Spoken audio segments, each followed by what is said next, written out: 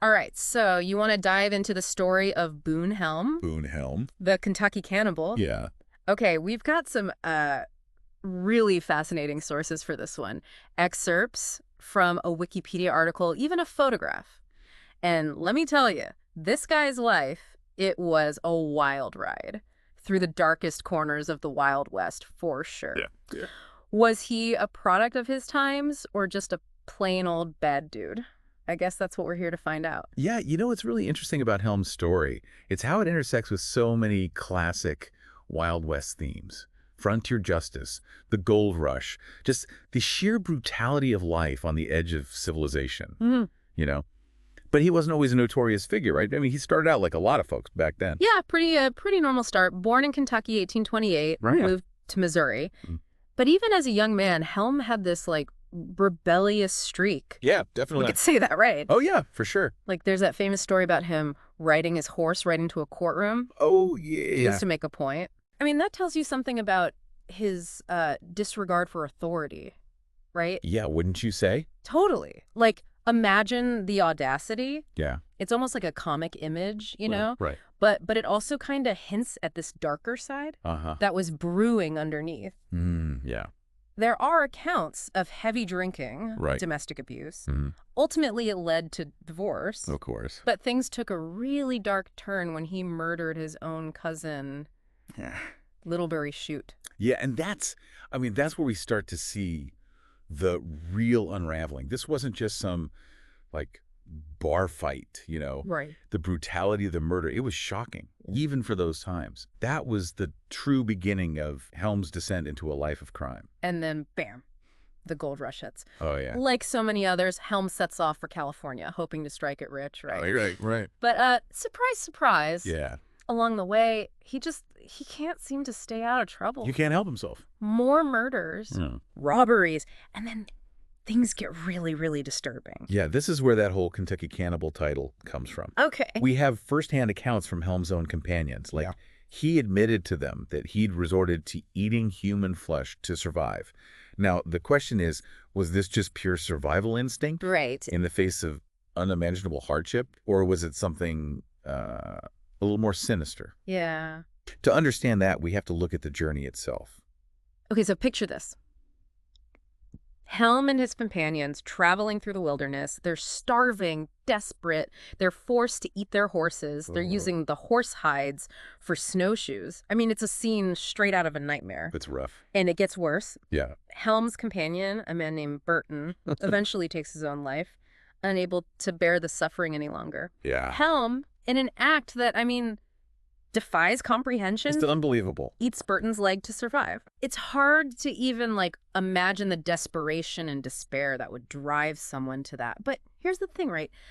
Plenty of people faced incredible hardships in the Wild West. Right. It was a brutal place. Yeah. So what makes Helm different? Why didn't everyone resort to cannibalism? This is $1 million question, right? Yeah. And it leads us to some of the more psychological aspects of Helm's story. Some experts have even suggested that he might have had what we now call antisocial personality disorder or sociopathy. Wait, hold on. For those of us who aren't, psychology experts, Sure. Can you break that down? What exactly does that mean? Yeah, so people with sociopathy, they often display a blatant disregard for social norms. Okay. They lack empathy, Mm-hmm. and they have a tendency toward impulsive, often violent behavior. Yeah, I can see how some of Helm's actions might fit that description. Right. But before we go labeling him a sociopath, let's keep digging. Right. Maybe there's more to the story. Absolutely. So what happens next? Okay, so let's follow Helm to Salt Lake City, Okay. where, after surviving this wilderness journey, he encounters a kind rancher who offers him food and shelter. Okay. You might be surprised to learn what Helm does next. Okay, I'm hooked. Tell me more. So Helm, he stumbles into Salt Lake City, finally escaping that brutal wilderness journey. Right? You'd think he'd be grateful for any kindness Oh, yes. shown to him after that experience. You would think. Yeah. But here's the thing. Helm repays the rancher's hospitality by murdering him. No way! After everything he went through, Yeah. after someone shows him compassion, Yeah. he just kills them. What is wrong with this guy? This is where things get even more disturbing. Yeah. And we really start to question Right. whether there's, like, a deeper psychological pattern Right. at play here. This wasn't a crime of necessity, Right. you know? This was cold-blooded betrayal. Yeah. And it's not an isolated incident. It's starting to feel like a pattern with him, almost like he's incapable of gratitude or Right. empathy. Exactly. It goes back to that idea of sociopathy. Remember we talked about a disregard for social norms Right. and a lack of empathy being key traits. Yeah. I mean, this incident definitely fits that profile. Okay, but yeah, let's play devil's advocate for a second, okay? Okay. Couldn't you argue that the extreme trauma Something of that wilderness journey, the starvation, Yeah, the cannibalism, I mean, wouldn't that mess anyone up? of course. Maybe those experiences warped his perception of the world, Yeah. made him paranoid, distrustful. That's a valid point. It's impossible to ignore the brutalizing effects Right. of what he endured. But keep in mind, there were other survivors Okay. of that same journey Yeah. who didn't turn into cold-blooded killers. Right. That's true. That's true. So what happens next? Does he get caught for the rancher's murder? Not exactly. Helm goes on the run again, this time heading to Oregon. Hmm. And you won't believe what happens next. He falls right back into his old patterns. Robbery, murder, even another case of cannibalism. Another one? Seriously, give me the details. Who was the victim this time? Okay, so while on the run for shooting a man named Dutch Fred, Okay. after a saloon brawl, Mm-hmm. Helm was traveling with another fugitive. According to sources, he killed and consumed his traveling companion. It's like he can't escape this cycle of violence. Every time it seems like he might have a chance at a normal life. Right. He just snaps and reverts back to these horrific acts. You know, I was reading about how frontier justice was often swift and brutal. Right. But somehow Helm seems to, like, slip through the cracks time and time again. That's where his family connections come in. Okay. His brother, Old Tex, Yeah. was a wealthy and influential figure, Okay. and he used his money and power to bribe witnesses and officials, Wow. effectively shielding Helm from the consequences of his actions. I didn't realize the extent of his brother's influence. So Helm was basically untouchable Pretty much. because of his family's wealth. Yeah, It makes you wonder how many times she might have escaped justice because of old Tex. for sure. Yeah. It certainly raises questions about the fairness of the justice system in those days. Yeah. But even with his brother's protection, Right. Helm couldn't outrun his past forever. Right. His association with the notorious Henry Plummer gang Okay. would eventually lead to his downfall. You might be interested to know a bit more about these vigilantes Oh, yeah. who brought him to justice. Okay, yeah. Fill me in. Who were the Montana vigilantes? So the Montana vigilantes were a group of citizens who took the law into their own hands. Oh, okay. They formed in response to the lawlessness and corruption that plagued the mining camps of Montana during the gold rush. Uh-huh. Essentially, they acted as judge, jury, and executioner, Wow. targeting outlaws and criminals who they believed were escaping justice Right. through traditional means. So these vigilantes were basically a response to a failing justice system. They saw a need to step in and restore order where the law couldn't or wouldn't. Exactly.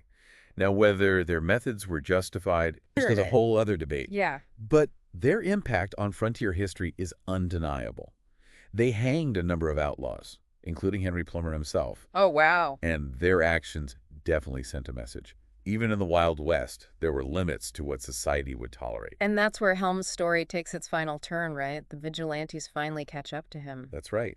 Helm, along with 4 other members of Plummer's gang, Okay. is captured and put on trial by these vigilantes, Mm-hmm. and you won't believe what he does next. It's almost Shakespearean. Okay. In a desperate attempt to save himself, Yeah. he betrays his close friend and fellow gang member, No. Three-Fingered Jack Gallagher. Wait, what? He throws his own friend under the bus? He does. In fact, he perjures himself, gives false testimony against Gallagher to try and sway the vigilantes. It's a truly cowardly act that shows just how far Helm is willing to go to preserve his own skin. But it doesn't work. So what happens? Are both Helm and Gallagher hanged? They are. And even in his final moments, Helm's character, or lack thereof, is on full display. Imagine this. A crowd of 6,000 people Wow. gathered to witness this hanging. As Gallagher is hanged, Helm reportedly yells out, What does he say? "Kick away, old fella. My turn next. I'll be in hell with you in a minute." Wow, that's chilling. Right. And when it's his turn, he shouts, Every man for his principles. Hurrah for Jeff Davis. Let her rip. And then jumps off the hangman's box before they can even kick it away. It's quite the dramatic exit. I know, right? But it also feels fitting for a man who lived his life with such defiance and disregard for the rules. It does, doesn't it? Yeah. But as we move into this final part of our deep dive, Okay. I want you to think about this. How do we reconcile this image of a defiant outlaw Right. with the horrific reality of his crimes? Yeah, that's a tough one. It's easy to get caught up in the legend of the Wild West. Right. But we can't forget that real people suffered because of Helm's actions. So Right. how do we make sense of this complex and disturbing figure? Let's explore that in the final part of our deep dive. We'll look at Helm's enduring legacy and how his story continues to fascinate and repulse us even today. You know, it's amazing. Even after hearing all the gruesome details about this guy Boone Helm, there's still this this part of me that's, I don't know, like intrigued. Right.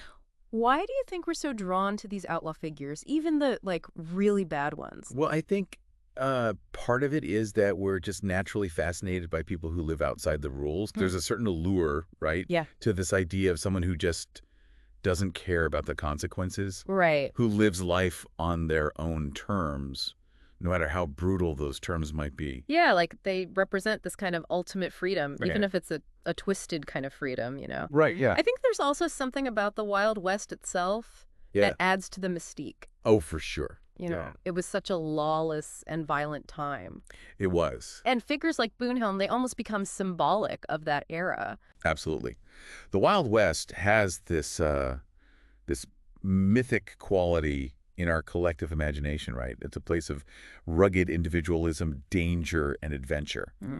And when you combine that with a figure like Helm, Yeah, who just embodies all of those things to the extreme. to the extreme, yeah. It's a recipe for a captivating, Right. albeit unsettling story. Yeah, it's like he becomes this this larger than life character almost, Look. a caricature of a Wild West outlaw. Yeah. But we have to remember he was a real person Yeah. who caused real pain. Right, and that's where the danger of romanticizing figures like Helm comes in, you know. Yeah. It's one thing to acknowledge the historical context, the brutality of the time, the complexities of his character, Right. but it's another thing entirely to glorify his actions or minimize the suffering he caused. Yeah, I think it's that fine line that we have to be careful not to cross.